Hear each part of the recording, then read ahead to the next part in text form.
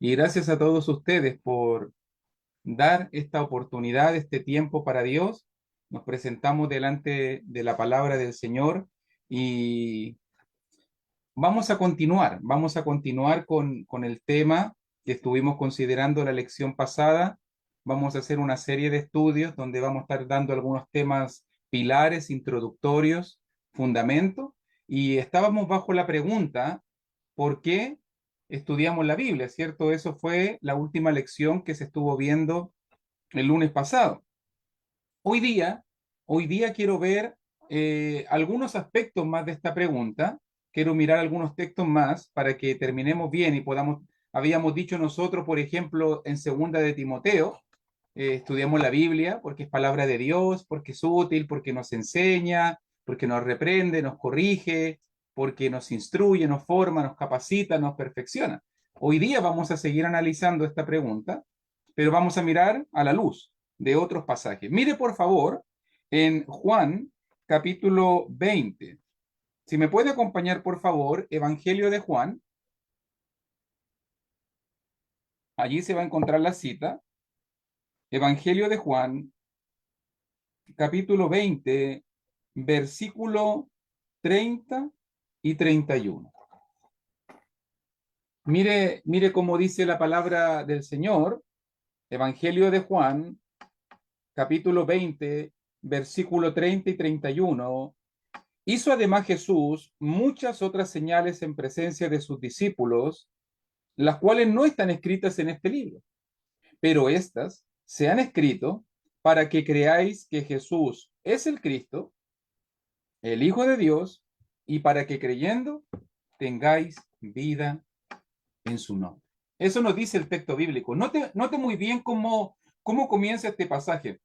Hizo además Jesús muchas otras señales. Voy a decirlo simple. Jesús hizo muchas cosas, muchas cosas. Hay discursos, hay milagros, no sé cómo puedo decirlo, pero lo que Jesús hizo, nunca vamos a llegar a conocerlo completamente en su totalidad. Juan, el evangelista Juan, nos dice aquí al finalizar su evangelio, no sabemos todo lo que Jesús hizo. No tenemos la certeza. Incluso va a decir en capítulo 21, versículo 25, solo como una referencia, mira allí Evangelio de Juan, capítulo 21, versículo 25, volvemos de inmediato a capítulo 20, pero dice allí en capítulo 21, verso 25, y hay también otras muchas cosas que hizo Jesús, las cuales si se escribieran una por una, pienso que ni aún en el mundo cabrían los libros que sabrían describir. Amén. No sabemos, no sabemos, nunca vamos a poder llegar a saber todo lo que Jesús hizo. Juan nos dice, si se escribiese todo lo que Jesús hizo, una por una, ni siquiera los libros cabrían en este mundo.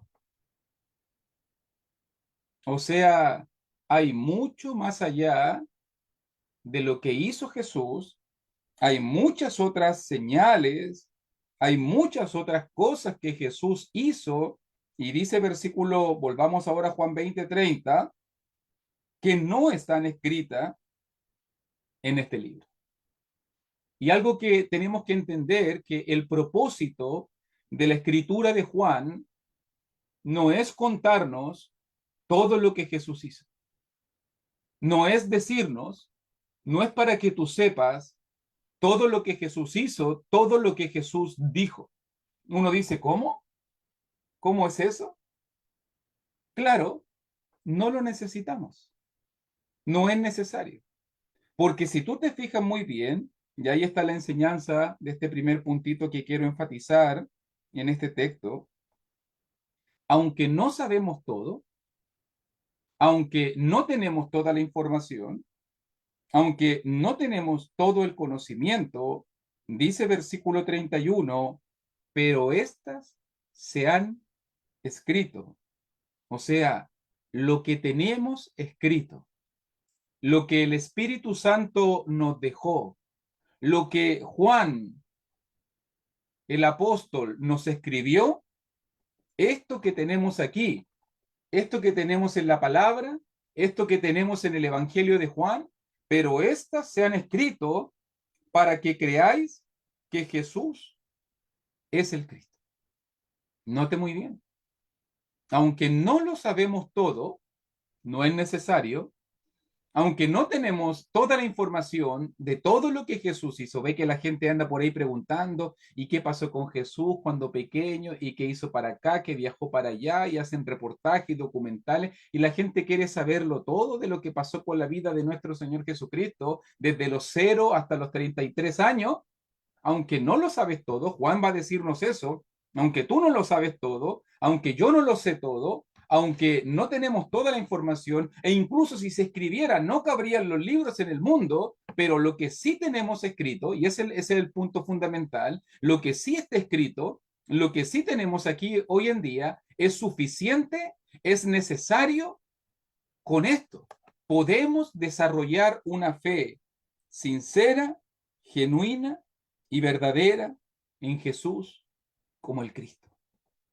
Nota bien, aunque no lo sabemos todo y no necesitas saberlo todo, lo vuelvo a repetir, con lo que tenemos en la palabra, con lo que tenemos en el Evangelio de Juan, es suficiente para que tú puedas desarrollar una fe correcta. Nota muy bien, esto es muy unido con lo que dice Romanos capítulo 10, versículo 17, donde nos dice, así que la fe viene por el oír y el oír la palabra de Dios.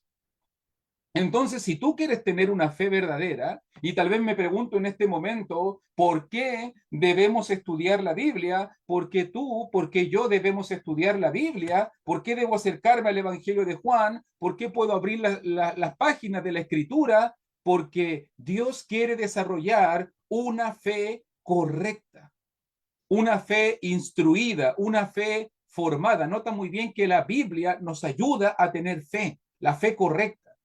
No tenemos una fe tradicional, no tenemos una fe ritualista, no tenemos una fe legada. Nuestra fe proviene directamente de la Escritura. Nuestra fe proviene directamente de la inspiración de Dios. Hizo Jesús muchas cosas. Yo no las voy a saber nunca. Tal vez se las voy a preguntar cuando esté en la eternidad. No sé todo. No necesito saberlo todo. Pero lo que tengo en la Biblia es suficiente para que yo pueda tener una fe genuina, verdadera, informada, una fe capaz, porque va a decirnos versículo 31, y para qué creyendo, y con esa fe, tengáis vida en su nombre, para tener vida eterna. Nota muy bien, ¿por qué estudiamos la Biblia? Estudiamos la Biblia no solo porque es palabra de Dios, no solamente porque me reprende, me exhorta, me enseña, me instruye, me perfecciona, me capacita. Estudiamos la Biblia para tener una fe genuina y verdadera, para tener una fe correcta. Nota que Juan nos está declarando el propósito de su libro. ¿Para qué se escribió el Evangelio de Juan? Y Juan también nos dice y añade ahí, para que tengan una fe correcta en Jesús como el Hijo de Dios, Jesús el Cristo, el Hijo de Dios, y para que creyendo y que con esa fe puedan tener vida en su nombre. Nota muy bien, Jesús como el Cristo. La palabra Cristo es la palabra griega. La palabra hebrea es Mesías. Es Mesías. ¿Qué es Mesías? ¿Qué es el Cristo? Literalmente significa el ungido. El ungido. El que Dios ha ungido y enviado para salvar al mundo. Incluso se entiende bien, Evangelio de Marcos y otros más, nos dice que la frase el Cristo se refiere al rey de Israel, ya que se esperaba que el ungido que Dios iba a enviar a salvar a la humanidad iba a ser el rey de Israel, por si acaso. Entonces, cuando entendemos la frase el Cristo, y si tú quieres verlo conmigo, es interesante esa cita en el Evangelio de Marcos, capítulo 15, versículo 32. Mire cómo lo dice, si tienes tu Biblia a mano, Evangelio de Marcos, capítulo 15, versículo 32, dice el Cristo, Rey de Israel.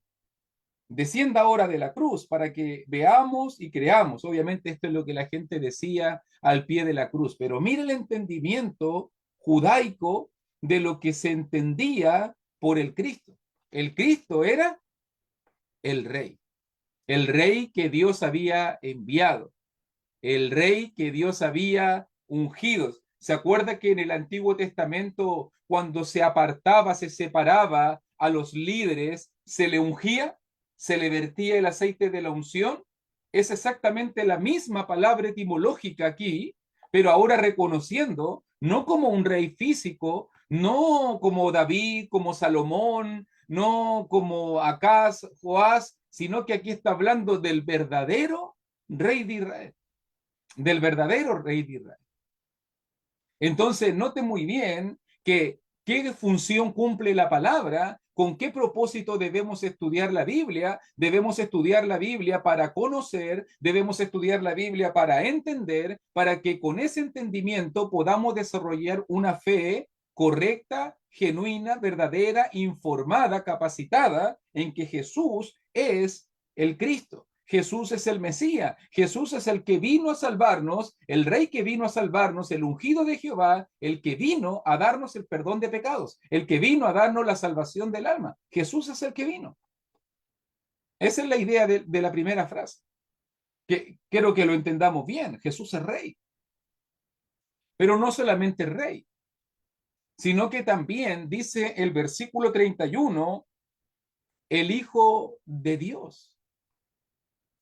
Y la segunda frase, ya entendemos, Jesús es el Cristo, el Mesías, el enviado, el Rey, pero también Jesús es el Hijo de Dios.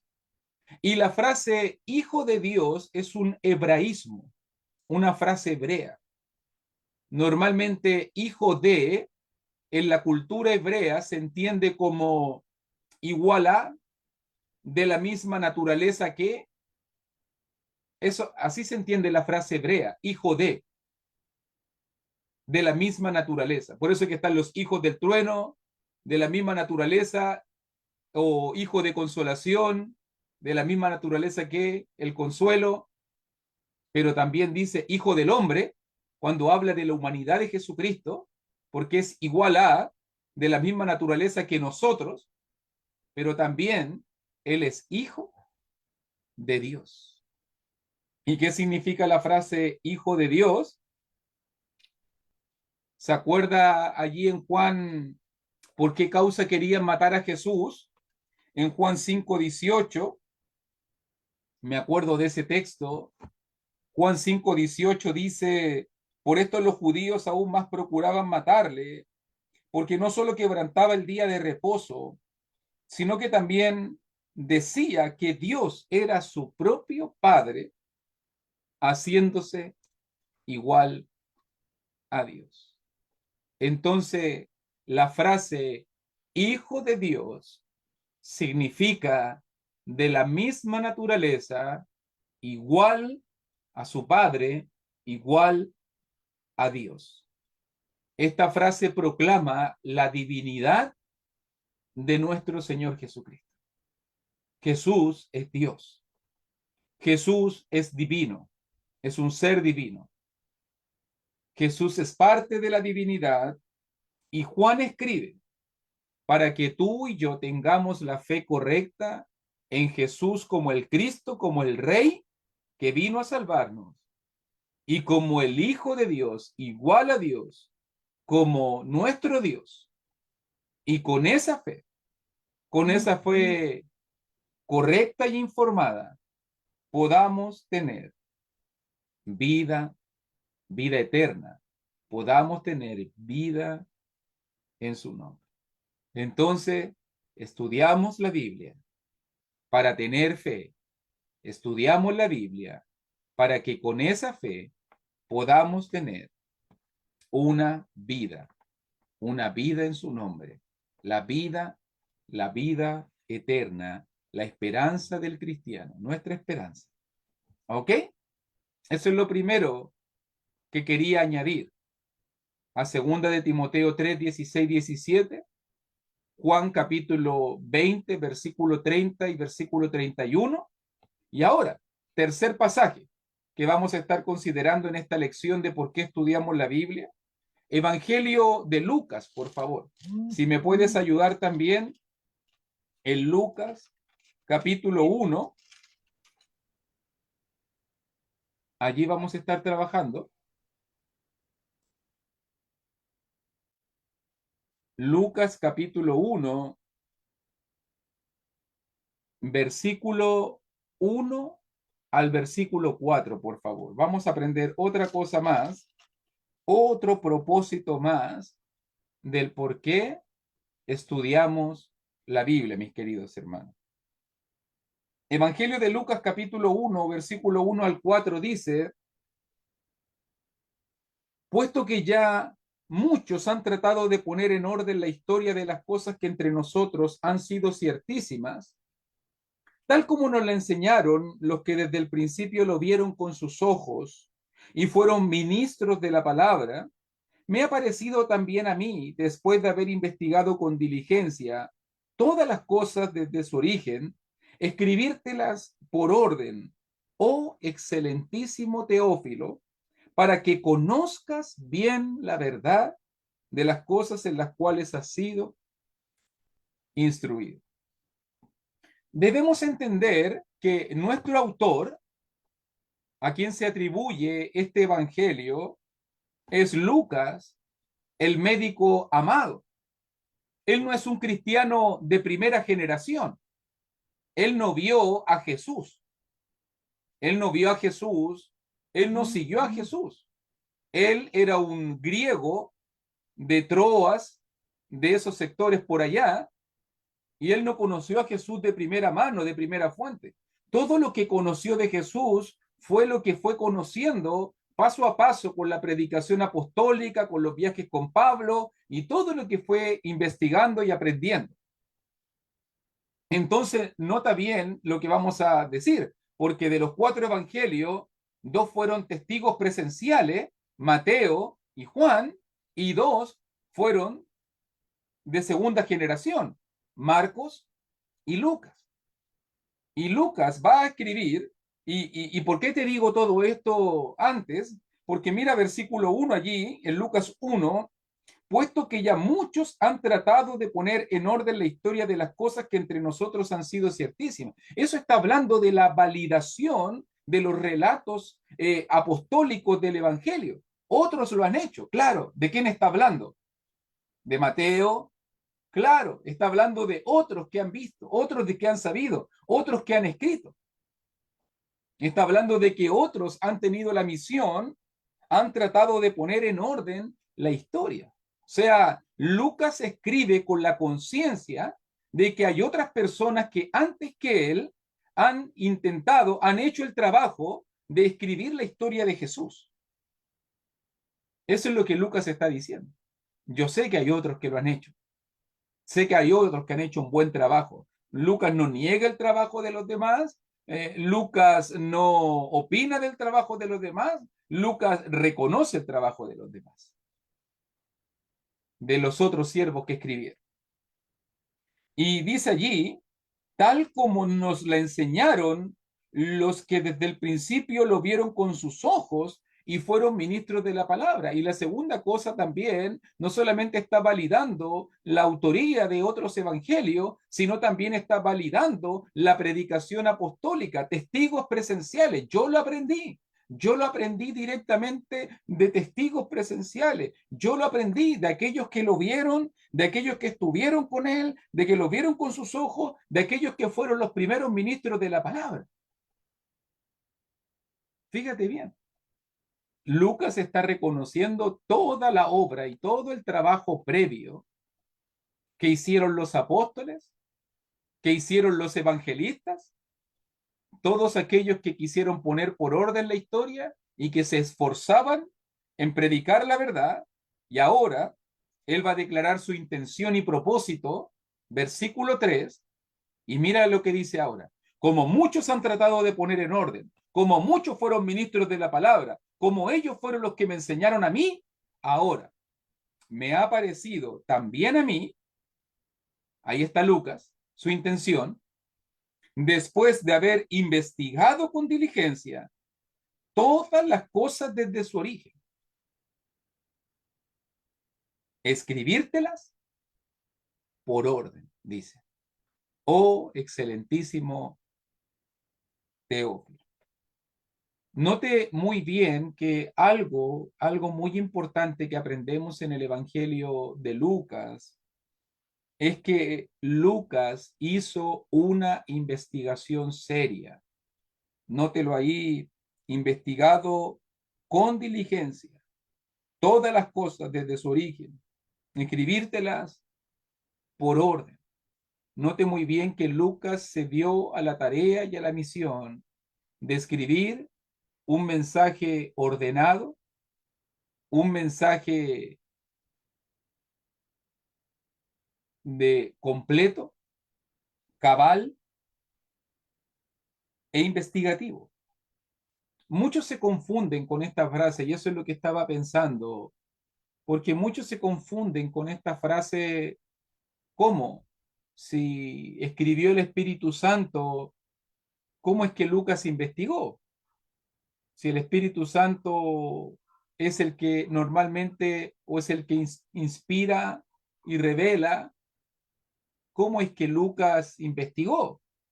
O sea, ¿no estuvo aquí metido el Espíritu Santo? Y en serio, hay personas que se confunden con esta frase e incluso le lleva a duda o a escepticismo y dicen, ah, claro, entonces el Evangelio de Lucas fue escrito desde la perspectiva humana. Lo hizo Lucas bajo una investigación, no bajo la guianza del Espíritu Santo. Y debemos tener cuidado, porque algunos entienden la escritura de esa manera. Sobre todo estos nuevos cristianismos de la nueva hermenéutica, de los críticos textuales, muchos de ellos hoy en día hacen ese tipo de conjeturas. Pero recuerde, hermanito, y quiero decirlo, es que la Biblia nunca se contradice, nunca hay contradicción en la escritura. Y el propósito de Dios siempre es perfecto. Y cada frase y cada palabra que esté en la escritura tiene una intención, tiene un propósito, tiene un plan, es parte de lo que Dios quiere. Entonces me preguntaba yo, ¿cómo podemos entender la frase en versículo 3 después de haber investigado con diligencia? Y es algo simple, es algo súper simple de entender. El Espíritu Santo de Dios guió a Lucas en la investigación para que él, guiado por el Espíritu Santo, pudiese poner por orden un relato, un relato de la vida de Jesús. No fue aparte del Espíritu Santo.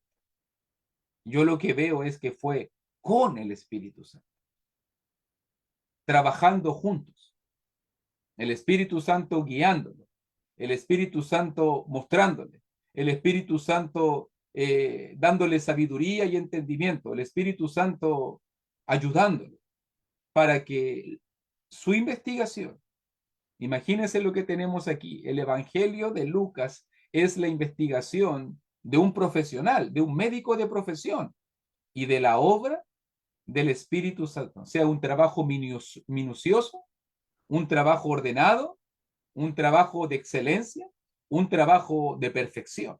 O sea, ya tengo el currículum de Lucas para decir, este es un hombre estudioso, y más encima tengo por detrás el respaldo del Espíritu Santo que me dice, esta es la mejor investigación que se puede hacer. Y el Espíritu Santo guió a Lucas a poder investigar y fíjese bien, y escribírtelas por orden, oh excelentísimo Teófilo. Y otra frase que poder destacar aquí, mis hermanitos, o excelentísimo. Excelentísimo es una palabra que se utilizaba solamente a las altas autoridades romanas. Aparece en el libro de los Hechos, por ejemplo, hablando de los gobernadores, de los principales, de los reyes. Excelentísimo se usaba solamente para altos oficiales romanos. Lo más probable, lo más probable es que Teófilo era un alto funcionario romano que fue convertido y que se estaba introduciendo en esto del cristianismo. ¿Ok? Entonces se dice, recuerde que Lucas escribió 2 volúmenes, recuerde que Lucas escribió 2 volúmenes, uno es Lucas, el otro es Hechos. En el primer siglo eran un solo libro que se le llamaba Historia de los Orígenes Cristianos, así se le llamaba a Lucas con Hechos, y recuerde que estos 2 volúmenes son dedicados a la misma persona. Por si acaso, Hechos capítulo 1 también nos dice que fue escrito para Teófilo, y Lucas capítulo 1 también nos dice que fue escrito para Teófilo. Entonces, lo más probable es que el Evangelio de Lucas con Hechos fue una apología, fue una defensa del cristianismo. Lucas escribió a una alta autoridad romana para defender la historia de Jesús, para defender la historia de la iglesia, para que este alto comisionado, esta alta autoridad, pudiese comprender muy bien los orígenes del cristianismo. Oh, excelentísimo Teófilo. Otros dicen que puede haber sido su patrocinador, la persona que lo ayudaba económicamente, no lo sé, pero con mayor probabilidad Lucas instruyó a Teófilo, y ahora que Teófilo, que está en Roma, está recibiendo los ataques del cristianismo, la persecución del cristianismo, las críticas hacia el cristianismo, Lucas escribe un mensaje para poder defender la verdad. Y nótalo bien, que ahí viene el propósito, versículo 4, para que conozcas bien la verdad de las cosas en las cuales has sido instruido. ¿Por qué estudiamos la Biblia? ¿Para qué estudiamos la Biblia? Estudiamos la Biblia porque es palabra de Dios. Estudiamos la Biblia porque me enseña, me reprende, me corrige, me instruye, me capacita, me perfecciona. Estudiamos la Biblia para tener fe. Estudiamos la Biblia para conocer bien la verdad. ¿Quieres conocer bien la verdad? La verdad está aquí. Y la única manera de poder conocer bien la verdad es a través de lo que nos escribieron los apóstoles, los siervos de Dios. Lucas lo dice, muchos han tratado de poner en orden esta historia. Yo también voy a ser uno de ellos. Yo también he investigado con diligencia. Yo también he recibido la guianza del Espíritu Santo y ahora voy a escribir un mensaje. Ahora voy a escribir un recopilatorio. Voy a escribir la historia de Jesús para que conozcas bien. Nota muy bien la función de la Biblia, que conozcas bien la verdad. Que tu fe no sea basada en opiniones, que tu fe no sea basada en cosas personales, en tradiciones humanas, en conjeturas de hombre, en yo creo, en yo siento, en me parece. Hoy en día, gran parte del cristianismo y las denominaciones se basan solamente en conjeturas, en pensamientos humanos, en doctrina de hombre, en los pareceres humanos. Pero fíjate muy bien que Lucas escribe para que tu fe, para que tu entendimiento sea basado completamente en la verdad de Dios, la palabra de Dios moldeándote, la palabra de Dios guiándome, la palabra de Dios ayudándome a entender y a conocer bien la verdad.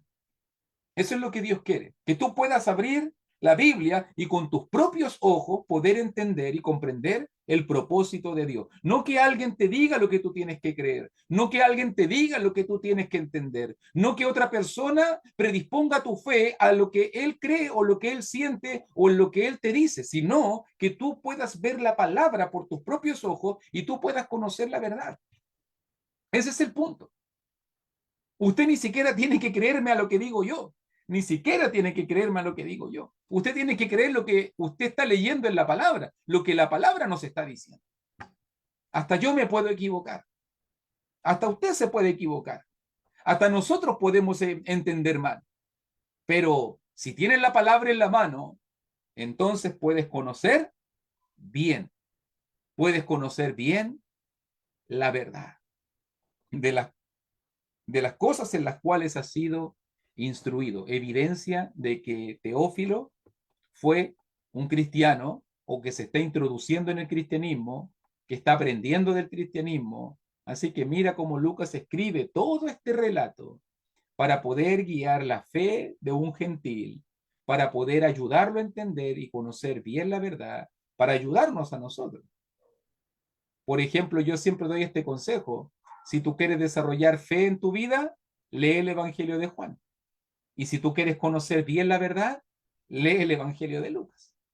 Allí vas a tener un relato correcto, cronológico, ordenado, secuencial, un correcto mensaje que va a ayudarte a conocer bien la verdad. Estudiamos la Biblia porque queremos conocer bien la verdad. Queremos tener fe, queremos tener vida eterna, pero queremos conocer bien la verdad. ¿Y para qué?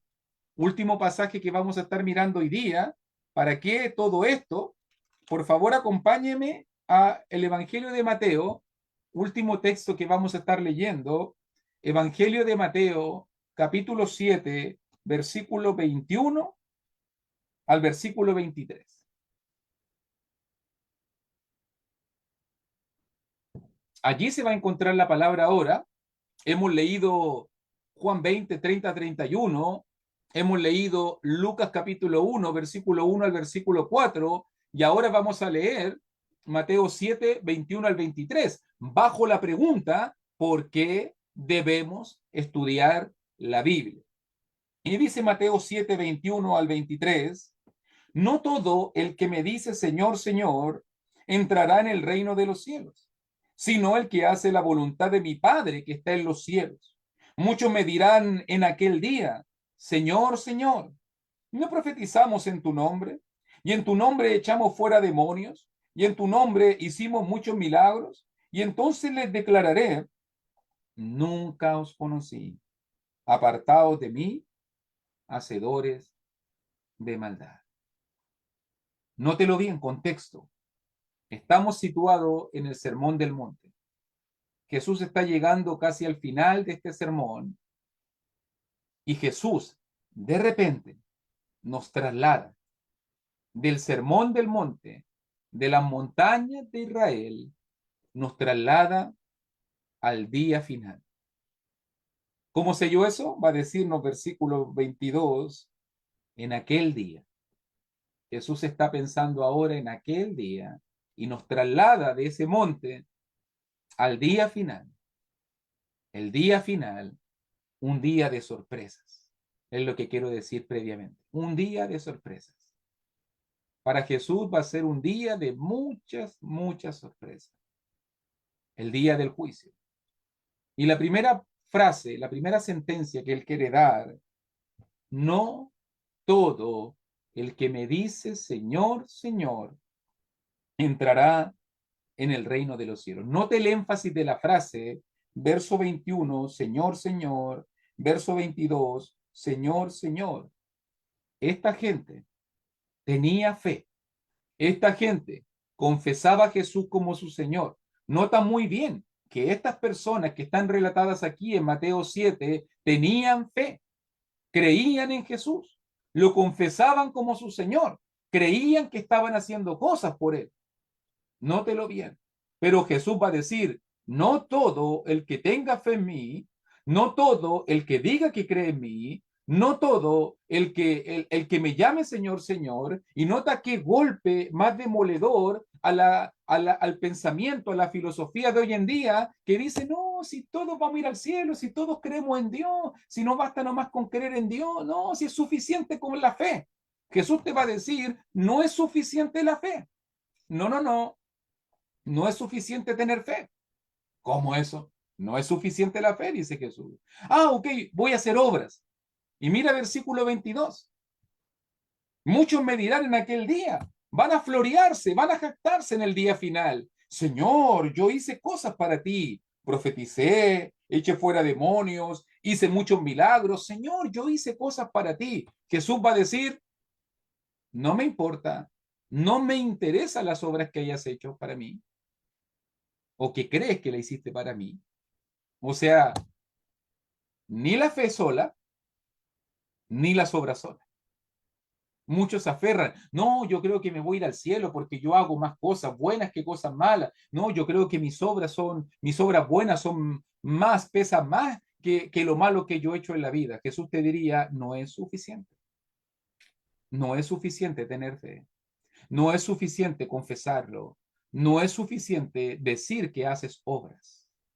Y tal vez tú te preguntas entonces, ¿qué tengo que hacer? ¿Qué debo hacer?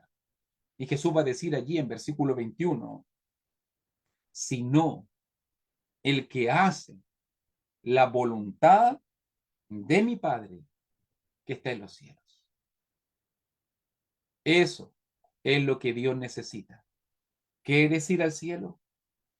¿Queremos en el día final enfrentar un juicio positivo, un juicio benigno, un juicio de victoria? Jesús te dice, haz la voluntad. El que hace la voluntad, haz la voluntad de mi Padre que está en los cielos.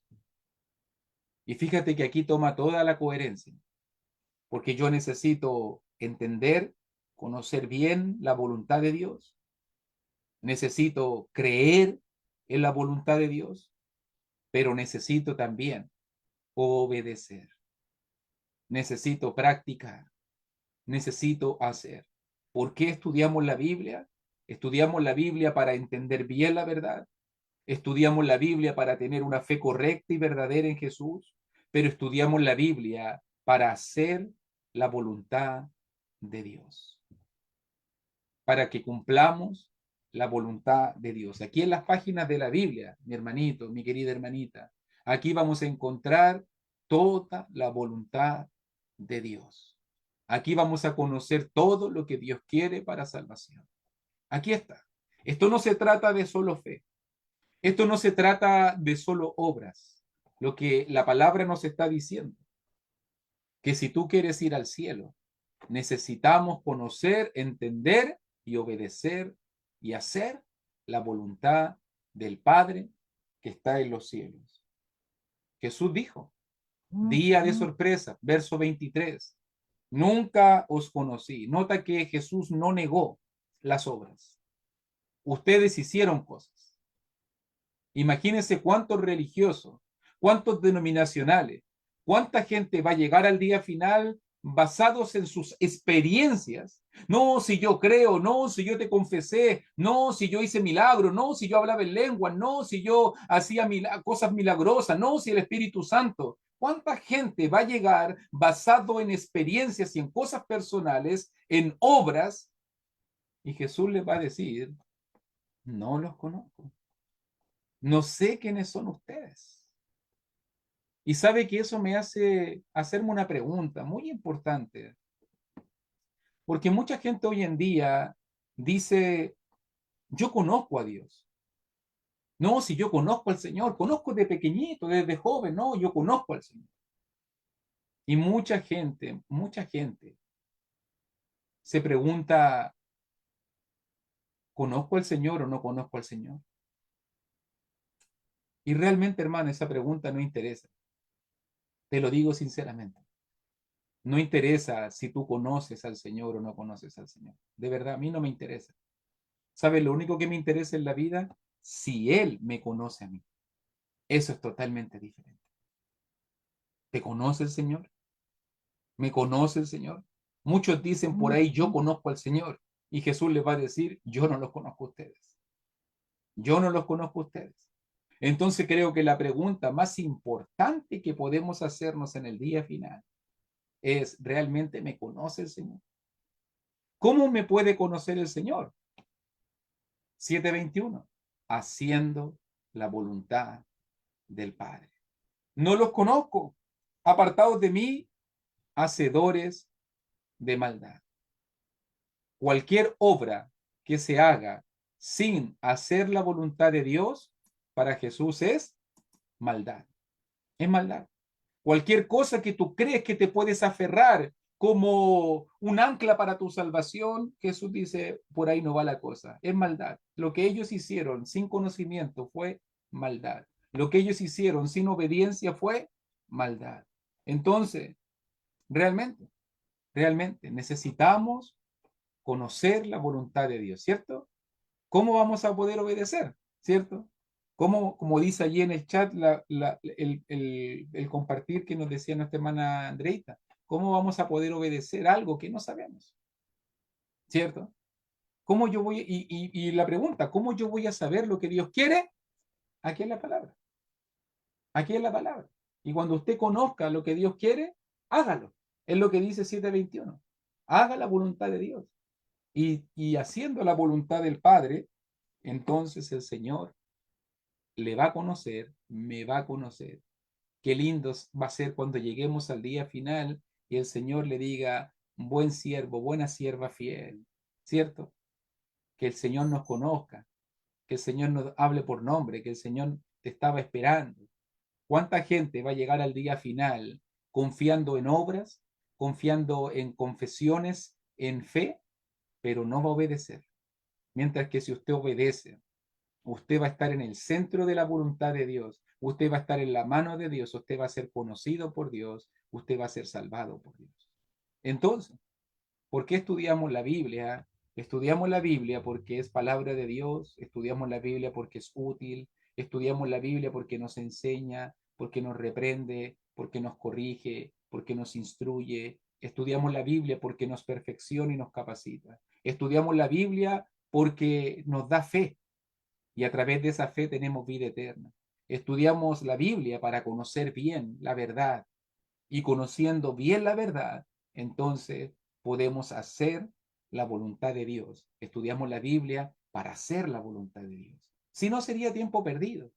Si no, ¿para qué estaríamos leyendo, estudiando y dando tanto tiempo? Realmente queremos hacer la voluntad de Dios.